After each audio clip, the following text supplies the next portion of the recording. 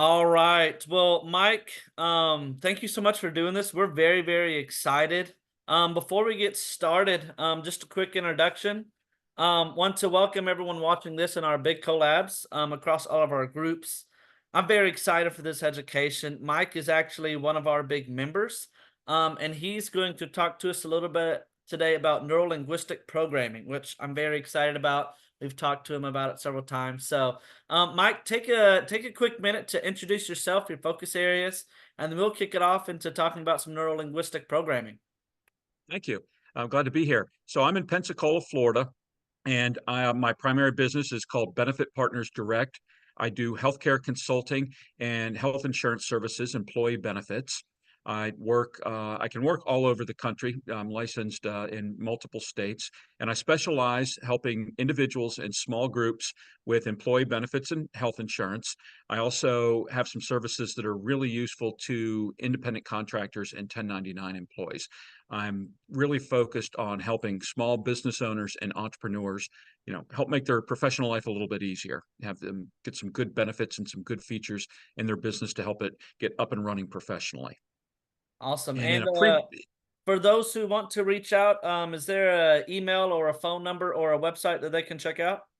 Sure, Mike at MikeHodgesConsulting.com, 850-418-1500, and benefitpartnersdirect.com, all just one word. And it's partners with an S. Perfect. And I'll also make sure that that's in the notes. Thank you. Awesome. Well, yeah, Mike, talk to us a little bit about neurolinguistic programming. Sure. So in a previous life, I did personal development and mindset coaching. I've always been fascinated with this. And one of the things that I've really been intrigued with is something that's called neurolinguistic programming. And NLP is a method of it can actually be used as a cognitive therapy, and tools of persuasion is what it's primarily used with, and it relies on the power of language and of the way that our brain actually works, the way that our brain will process information. Turns out that the power of language and the way that we use words has a tremendous impact not only on our ability to communicate, but actually the way that we perceive things and the way that we understand things. So I want to take a little time and take two particular little tricks or hacks I could show you today that you might find useful in your day-to-day life. And the first one is something that I picked up. I kind of swiped it from an attorney named Jefferson Fisher, who specializes in various communication tactics. This is a great little technique. What do you do when you're being interrupted? What do you do if you're just dealing with somebody, you weren't, sometimes we're not quite sure how to handle that. Now, this will work in both your business and your personal situation. If you find yourself in a situation where you're talking and somebody interrupts you, the first thing that you want to do, the first time they do it, you don't say anything. You just let it go, and then you go back to whatever you were talking about before as if it didn't happen. So if I'm talking and I say, well, Josh, I think for the meeting this Friday, what we ought to do, and you kind of jump in and interrupt, then I'm going to pause for a second. I'm going to kind of nod my head and I'm going to say, so this Friday, I think what we ought to do is, and then I just keep right on going as if it didn't happen. And that's good. There are two quick things about that technique. Sometimes people will interrupt you and they don't even really know that they're doing it. It's just kind of an impulse thing. They hear something that emotionally resonates with them, or they have something that they want to say, and they just got to get it out. They just kind of step into the conversation and spill their candy all over the lobby. They just can't help themselves. But then when you bring it back to what you were talking about, they don't even really notice. Now, that's good because you just simply redirect the conversation back to where you want it. The other time is when the person actually does notice, like, hey, they didn't respond to what I said here. And that's why it's really important when you do that, you pause and you go directly back to what you're saying without any other commentary. We don't want to say, please don't interrupt me, Josh, or as I was saying, we don't want to do any of that. We just want to keep right on going. So what they'll notice is that's very powerful. You have let it be known that, listen, I'm going to speak my mind. I know my value. I'm going to keep talking here, but I didn't call you out and I didn't embarrass you. I didn't maybe put you on the spot. You noticed that I ignored you, but I was polite about it. And I just kind of kept right on going. Most of the time, people will pick up, particularly if it's a friendly conversation, people will pick that up and you can go without any problems. Now, if they do interrupt you again, the next time as they start to interrupt you, what you want to do is you want to hold up your hand. There's the camera. There we go. Like almost like a traffic cop. And you just kind of hold up your hand and you say, Josh, I can't hear you when you interrupt me. What I'd like to do is go ahead and finish speaking. And then when I'm done, you can talk to me about anything that you'd like. Is that okay? Is that fair? So again, it's just you're going to stop them. You're going to say, I can't hear you when you interrupt me. What I'd like to do is finish speaking. Then I'll turn it over to you. You can talk to me about anything you'd like. Is that fair? Very difficult for the person to say anything about that. Now, there's a couple of assumptions here. The first is number one, you are on kind of equal footing with the person. If you're dealing with somebody who's way up the food chain, a commanding officer in the military or the corporate CEO, and you work in customer service, it might not be. They might not actually be wanting to have a conversation with you in reality. They might just be being polite. They might just be, they're going to tell you something. If they interrupt you, they just want to say what they say and then move on. You have to use some judgment and some discretion here with regard to, is this person acting in good faith, and is this actually a conversation when my input is genuinely appreciated? Sometimes that's not the case. You also have to kind of determine if this person's acting in good faith. This won't stop somebody who's just outright trolling you or looking to antagonize you. But probably you're not gonna find yourself in that many situations. But that's kind of the caveat. If it goes beyond that, if you do those two things and they keep interrupting you, then I think it really it's there's nothing really I can tell you about that. It's kind of circumstantial at that point. It just depends on the unique circumstances involved. Now I know maybe we could chat about that at the end, but I want to move on to the second topic where we can use a neurolinguistic programming hack, and this is where I like to call it. Be careful where you stick your big old butt in the conversation. Okay, so we have very common in our culture where, particularly when we're talking to someone, we have a habit of talking and we'll give good news, then but, and then bad news. That typically is the format. And you see this a lot when you're evaluating somebody's performance or when you're presenting certain things. Josh, you're doing great. I like you. You're friendly. You have great attention to detail. You're very courteous. You're very professional. But Yeah. criticism, critique, criticism, critique. And what people tend to do is they tend to notice only what happens after the but, not before. It's interesting. I'm probably showing my age. Some of you may be old enough to remember a cartoon from when we were younger called, I think it was the Electric Company. It was similar to Sesame Street. They had a cartoon called Conjunction Junction, What's Your Function? And it showed a bunch of railroad cars that would connect together. But is a conjunction. And there's three conjunctions that we use in the English language. This is where it gets back to the power of words and the way that we speak, on the way that we process information. Conjunctions hook together phrases and clauses and ideas and concepts. So if you look at and, but, and or. So if you look at and, it's going to link together like-minded materials. We're going to talk about this and that. We're kind of bringing them together. Then if you can say or, then you're clearly differentiating, this or that. We're clearly trying to separate them and put these two things into two different buckets. And most people kind of understand that instinctively. The word but is kind of tricky, but will actually be kind of a qualifier. It makes some subtle differentiations. And in our culture, typically that's going to be uh, something in conflict or slightly in opposition to the first part of the statement. So people have learned to know that. So I'm sure you've experienced this in your own conversations, whether you're talking to someone in a personal relationship or a boss, and they come to you and they give you some good news and everything is sounding good, and then they pause.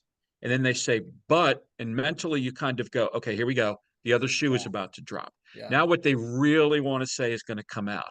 So this can have an impact on what you do. You want people to actually listen to what you want to say. So let's say, for example, Josh, we're in a sales situation and I'm talking about insurance. What I don't want to say, I don't want to do the good news, bad news. I don't want to say, Josh, this has really comprehensive coverage. It covers a lot of different things that you're interested in, and it empowers you to make decisions. But it is more expensive. You're going to have to do a little bit of research to get started. It's going to take you a while to get up to speed and get comfortable with it. So I've kind of left you. You're kind of thinking, oh, I got to do some work. It's Yeah. pricier.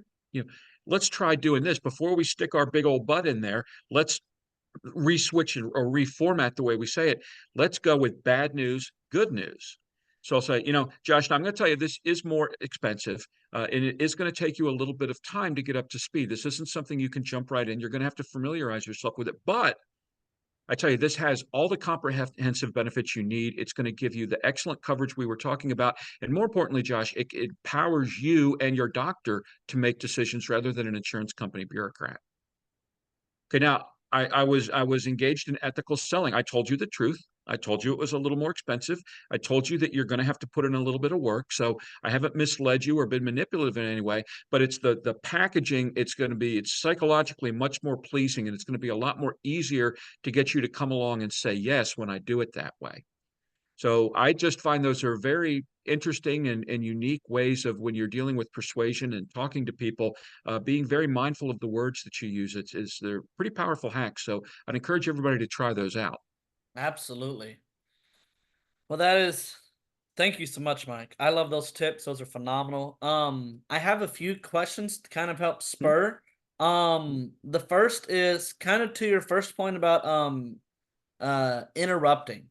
So you kind of talked about the first two hacks. So if there is someone who's just a perpetual interrupter, is there a intuitive way where we can kind of land that plane and still not just come off as, okay, you're going to interrupt me, I'm ending this conversation? Or is there a strategy where we can come in and say they're obviously not listening, here's a way that I'm going to end this conversation gracefully and wait till they're able to, or if I need to change who I'm having the conversation with? Great question. And I'm not ducking it, but I would pick your brain for a little more context. I would say it depends. So if Mhm. this is kind of an ongoing relationship where you work with this person, or this is your friend, or even your spouse, Yeah. if you're going to have an ongoing relationship, it's probably not that important on that given conversation. You can do what you can, and then at a later time, you can kind of pull them aside and just politely say, listen, I want to talk to you about this. This might sting a little bit, but I notice when I talk, you interrupt me a lot, and it kind of frustrates me. Are you aware that you're doing this? Mhm. It's a little frustrating for me. Is there any way we can work around this? And you have to kind of discern, is this person maybe insecure that they're not going to be heard? Um, are they just impulsive? How do they respond to that? I think how they respond to the fact when you tell them they interrupt is important. Sometimes people will kind of go, yeah, I know, I'm sorry. And if you reinforce that with them, then when you use those techniques that I mentioned, that'll probably trigger their memory that, oh yeah, I'm doing it again. Now, if they're a little bit more antagonistic or hostile, then you might have some other issues. It actually could be a good springboard into something else. If they, well, you never listen. I have to interrupt because you don't consider what I say, or you don't listen to me, or Mm. I never get a chance to speak my mind. It could be something deeper. It could be a good tool to unpack the relationship a little more. If it's somebody that you're speaking to, you don't have a relationship with them, you're at a conference, you're at a meeting, I would just say you have to kind of discern, are there other people are watching? Are you discussing business? Is this something that you have to finish up, and just get through it as best you can? You have to kind of conclude, is this person actually paying attention and interested in what I'm saying? And if the answer is no, if you kind of conclude that they just want to contradict you, or they want their opinion to kind of take precedence over yours, then I would just say get out as gracefully as you can. Yeah. One of the when we've talked about this prior, you told me that if you do have a perpetual interrupter, or even if it is a supervisor and they are just interrupting time after time, and you're trying to find a way to get out of the conversation, chances are they don't want to be there or they're not going to listen in the first place. So Mm. forcing that conversation forward does not do justice to yourself or to them because no one's listening at that point. That was a really good nugget that you've talked about before. And then the one of the other nuggets that I pulled out when you're talking about the big butt is when we talked about this earlier, you said the big butt, like you said, is an ethical way to conversate. And it changes it to where it's not a problem anymore. It's a thing that we need to get clarity on. And so Mhm. that was one of my big thoughts when we started talking about it as, you know, Are we being unethical at this point? Are we hiding some of the things? Is this the fine print at the end of the commercial? Um, but if that was one of the nuggets that you gave me. Is there any other pieces to that thought process of is this being an unethical seller to kind of subversively hide the things that we don't want to bring light to? I would say that yeah, when you have to consider it within context. But if within context, if you're being transparent, you answer even tough questions, you're being upfront, you're not trying to hide anything, that it's not unethical to try and put your best foot forward. Any more that when you go on a date, maybe you put on a little better shirt and gussy yourself up. That's not Yeah. really unethical. Sometimes it's just, you're putting your best foot forward. Um, I would say with this, bear in mind the word but is meant to make a distinction between the former and the latter. Sometimes if you don't want to call attention to that, you could use the word however. Mm, It has bad news, bad, or however, da da da da da. But what's clearly what you're doing is you're trying to phrase the information in a way to leave the person with a favorable impression. And I would say, as long as you're open, if they do come back and using my example, if you say, "Oh well, Mike, how much more expensive?" Okay, then I know that's one of your pain points that I need to really address. mm, And as long as I don't shuffle over that and ignore it, then I think that's ethical. But what you're really doing, it's just a question of differentiation. People are going to focus on something. And as long as you don't hide things from them or try and strong arm them into, I don't think it's unethical to just put yeah, your best foot forward. absolutely. Well, Mike, thank you again. Like I said, I when we've talked about this before, I love the conversation, and I'm so glad that we were able to sit down and get this recorded for all of our other big members. Do you have any thoughts, comments, questions that you want to add here at the end for those listening to this in the future? Well, yeah, just thank you earlier for the opportunity for handing out my socials. If you'd like to reach out to me, I'd love to talk to people, like to meet them. I'm on Facebook at Benefit Partners Direct. I'm on LinkedIn, and I have some YouTube videos. Anybody who's interested in learning more about our healthcare system and what's wrong with it, check out Benefit Partners Direct on YouTube for my videos. And I'm really happy to be a part of Big. I love this organization. I love the accountability and the empowerment and the relationship building. So please reach out to me, and I hope to let's do some more of these. This is a lot of fun. Absolutely, Mike. Well, thank you, and we'll absolutely schedule some more in the future. Well, thank you so much, and I appreciate your time today. Thank you. Bye bye. Bye bye now.